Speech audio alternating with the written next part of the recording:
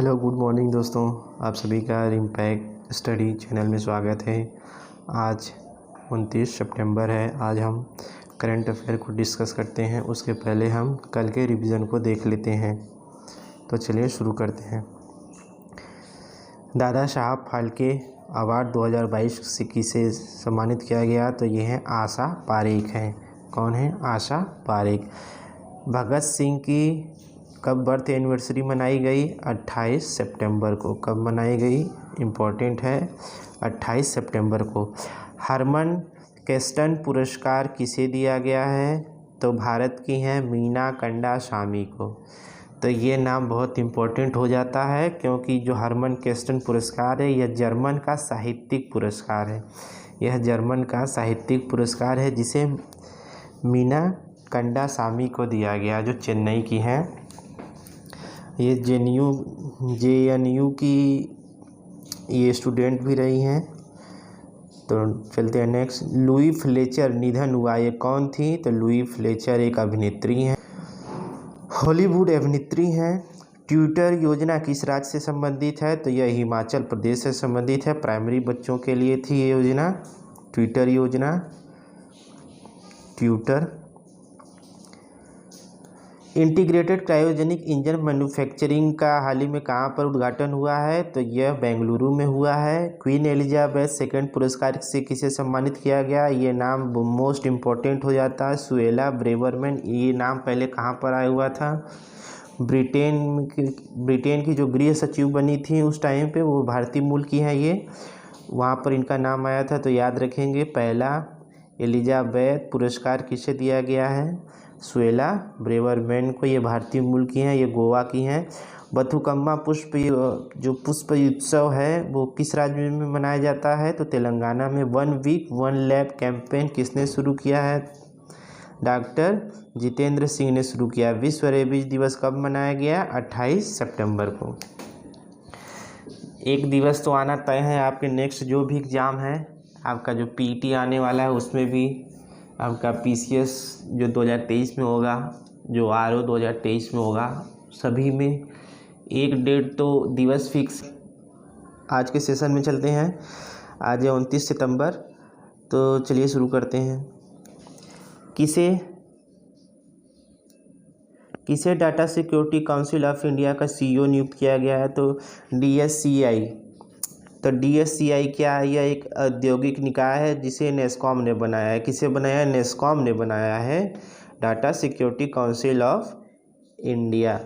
इसका उद्देश्य क्या है? साइबर सुरक्षा और गोपनीयता को बनाए रखने के लिए इसका जो गठन किया गया था, DSCI।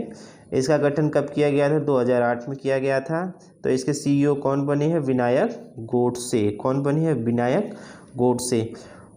वर्ल्ड हार्ट डे कब मनाया गया? तो देख लीजिए, इम्पोर्टेंट नहीं है। 29 सितंबर। वर्ल्ड मैरीटाइम डे 29 सितंबर। ये दोनों मुझे इम्पोर्टेंट तो नहीं लगते हैं, फिर भी देख लीजिए। ग्रामीण विकास मंत्रालय ने किस ऐप को लॉन्च किया है? तो जलदूत ऐप को लॉन्च किया है। तो मोस्ट इम्पोर्टेंट, किसने और क्या? किसने? तो ग्रामीण विकास मंत्रालय। कौन सा ऐप? तो जलदूत ऐप। हाल ही में किस UN एजेंसी ने इंटरनेशनल सोलर अलायंस को ज्वाइन किया है? तो यह है ICAO, international civil aviation organization ने इंटरनेशनल सोलर अलायंस को ज्वाइन किया है। किसे ब्रिटानिया इंडस्ट्रीज का CEO नियुक्त किया गया? तो ये बने रंजीत कोहली। कौन बने हैं? रंजीत कोहली।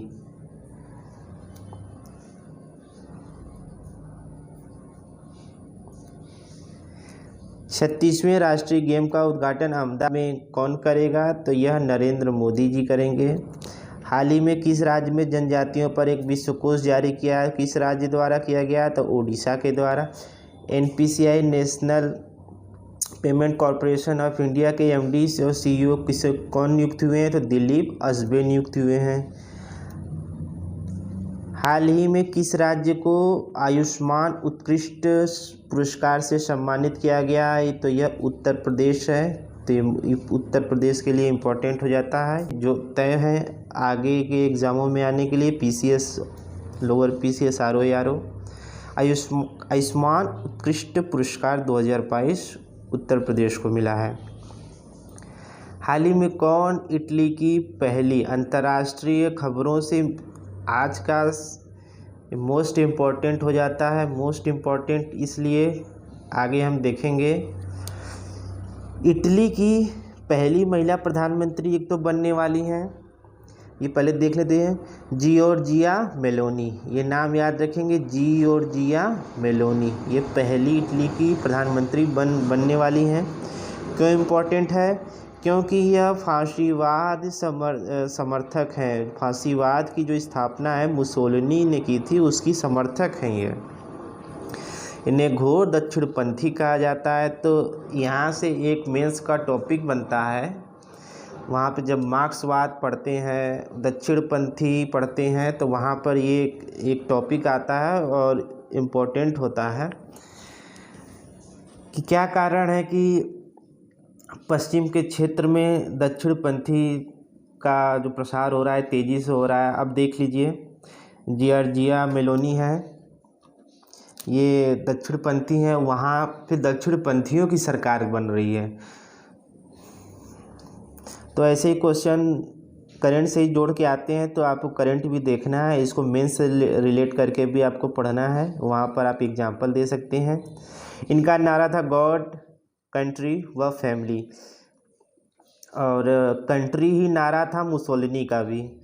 LGBTQ की ये घोर विरोधी भी हैं। चलिए अब आगे चलते हैं। OECD ने वित्त वर्ष 2022-23 के लिए भारत की GDP विकास दर कितने % रहने का अनुमान लगाया है? तो 6.9%। भारत के किस राज्य ने ऑनलाइन जुए को नियंत्रित करने के लिए मंजूरी दी? तो ये तमिलनाडु राज्य है, जो अब ऑनलाइन जो जुआ होता है उसको नियंत्रित करेगा। हाल ही में शियान 14 और शियान 15 जो एक प्रायोगिक उपग्रह सैटेलाइट है, किसने लॉन्च किया है? तो इसे चीन ने लॉन्च किया है। किसने किया है? चीन ने लॉन्च किया है। तो आपसे एक प्रश्न है, आज का सेशन समाप्त हो रहा है। What is left and right wing? Left और राइट विंग क्या है? अगर आपको पता है तो इसका आंसर कमेंट बॉक्स में करें। कुछ मुसोलिनी के बारे में जान लेते हैं कि मुसोलिनी आखिर था कौन।